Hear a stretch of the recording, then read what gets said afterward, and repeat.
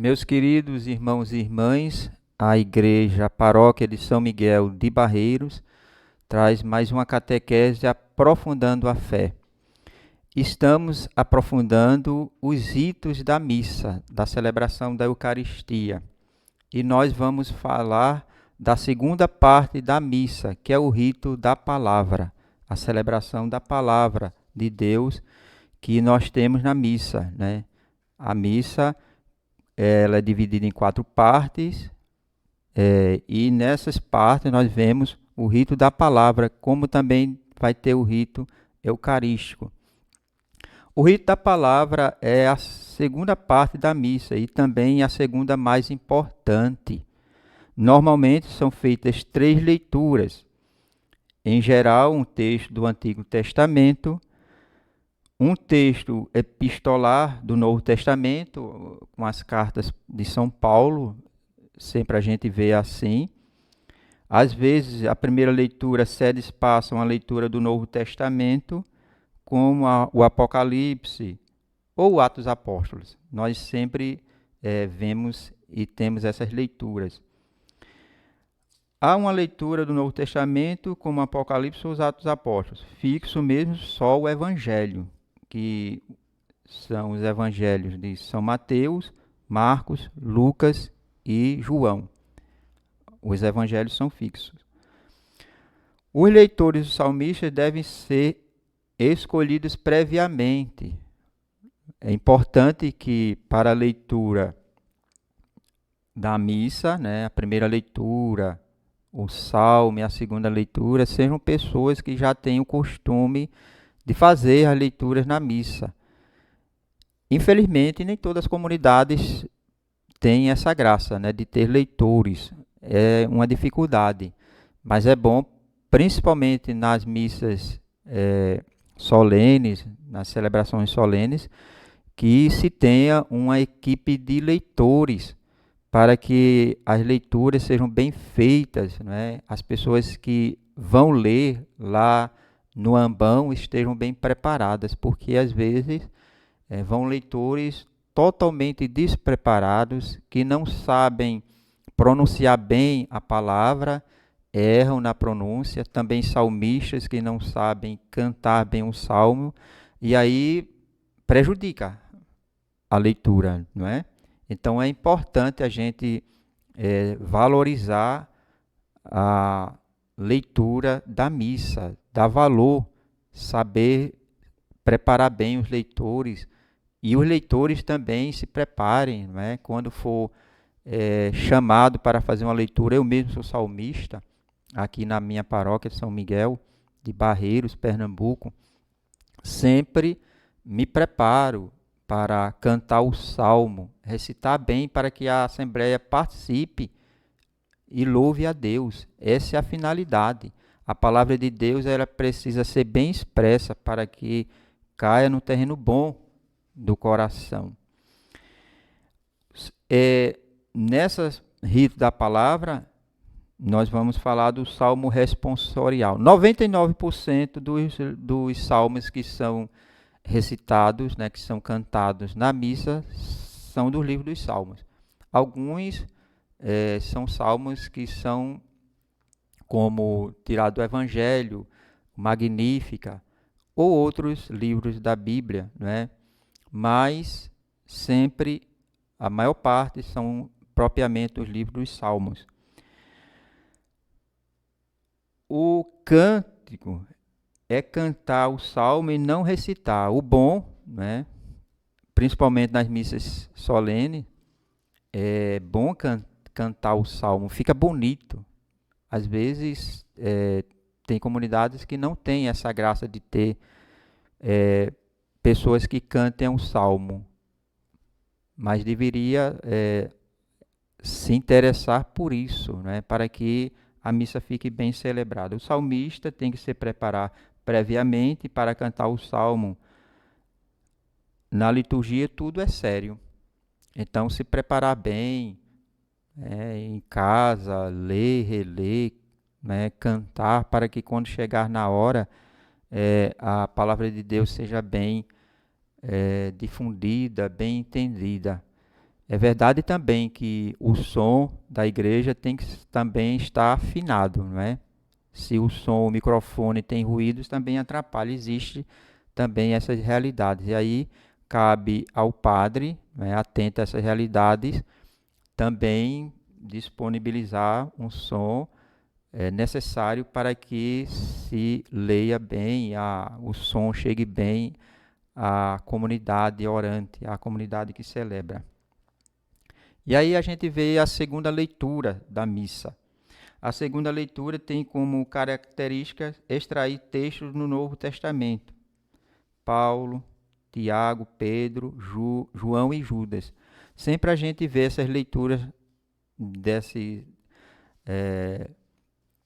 dessas cartas de São Paulo, de São Judas, né? Essas leituras sempre vão acontecer na segunda leitura da missa. A segunda leitura tem como objetivo de mostrar o vivo ensinamento dos apóstolos dirigido à comunidade cristã. Isso tem essa finalidade, né, de mostrar a ação da igreja, né, a igreja que já começa a evangelizar, a levar Jesus Cristo, mostrar a ação dos apóstolos. Isso é muito importante porque isso traz a realidade para a nossa vida. Como é que São Paulo evangelizou a comunidade de Coríntios? Como São Paulo evangelizou as outras comunidades de Tessalônica? O que é que ele falou para aquela comunidade? E o que essa leitura fala para hoje? Fala hoje para a gente. Então, as cartas paulinas, as outras cartas também São Judas, que sempre são do Novo Testamento, elas têm esse objetivo justamente disso.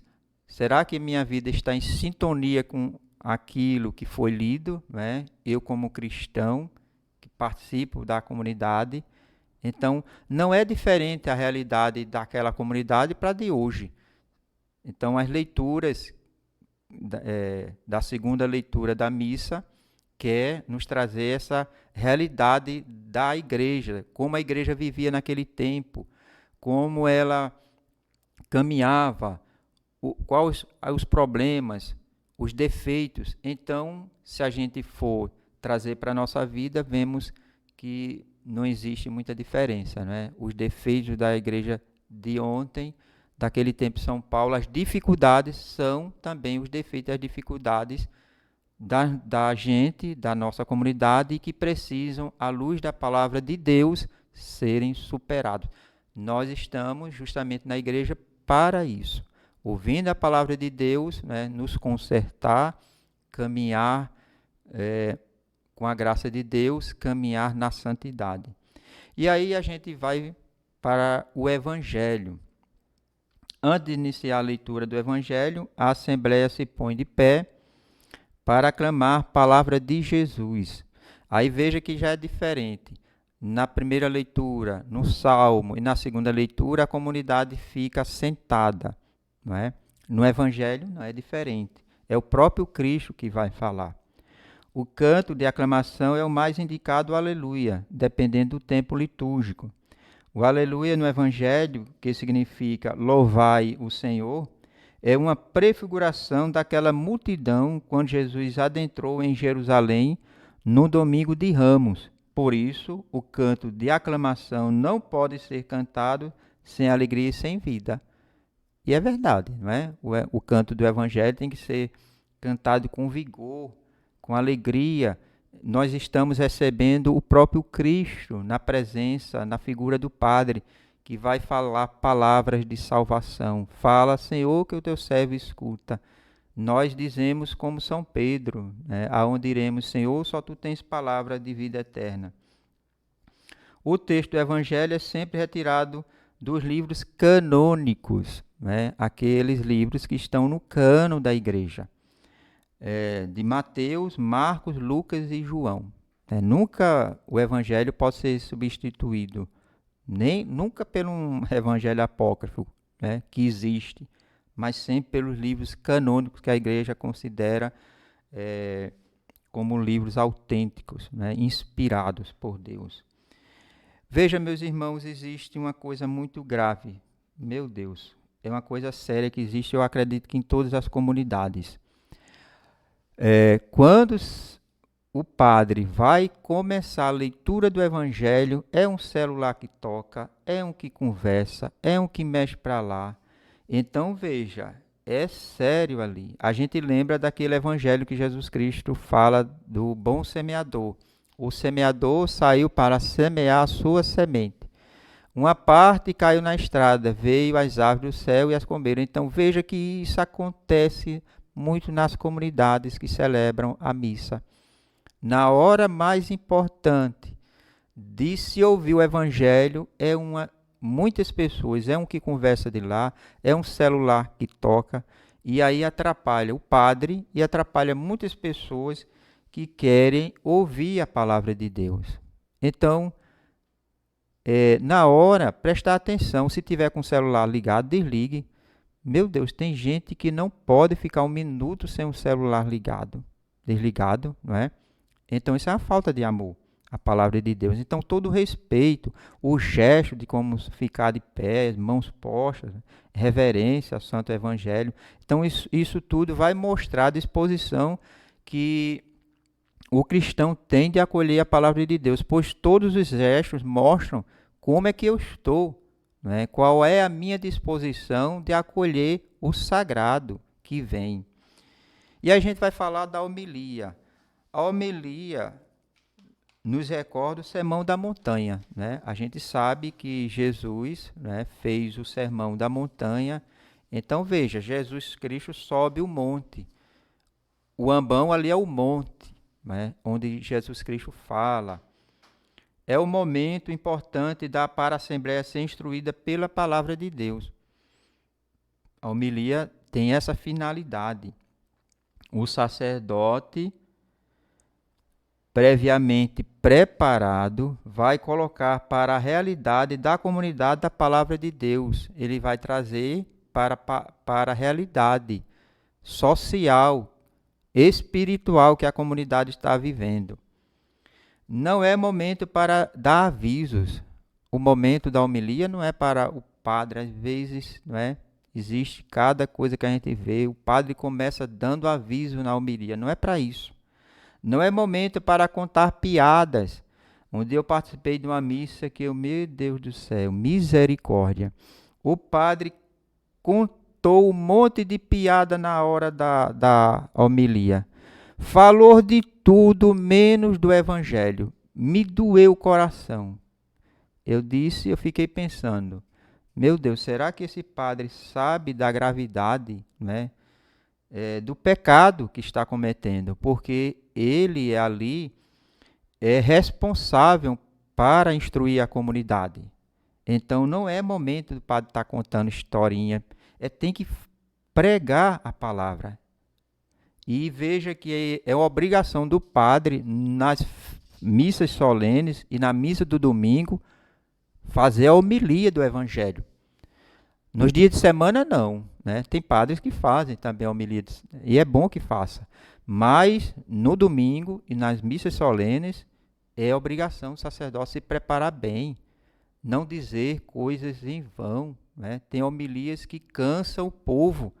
Por quê? Porque o sacerdote está disperso, parece que não leu, não se preparou. E isso é uma falta grave. O povo merece que o padre ensine com respeito e com bons frutos a palavra de Deus. A homilia é obrigatória aos domingos e na solenidade da igreja. Depois da homilia, vem a profissão de fé. A gente reza o credo, né? Às vezes reza o credo menor ou reza o credo niceno constantinopolitano do século IV. Este credo tem como finalidade eliminar certas heresias a respeito da divindade de Cristo. É um credo mais grande, um credo mais conciso, para afirmar a verdade da nossa fé e defender, não é, a divindade de Cristo. Então, e depois do credo vem a oração da comunidade, não é?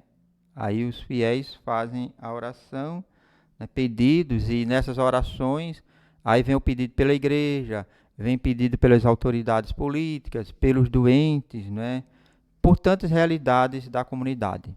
Então, meus irmãos, estes são o rito da palavra. Veja quantas coisas acontecem na missa, não é? Será que nós estamos atentos a isso? É bom que nós estejamos atentos e valorizemos aquilo que Deus nos dá. Agradeço mais uma oportunidade, peço mais uma vez que dê o joinha, né? Compartilhe para que o nosso trabalho cresça. É bom porque cada vez que a gente compartilha, cada vez que a gente dá o joinha, a empresa vai ver que o vídeo está sendo curtido e vai difundir mais o vídeo. Então agradeço mais uma oportunidade. Até a próxima, se Deus quiser. Louvado seja nosso Senhor Jesus Cristo.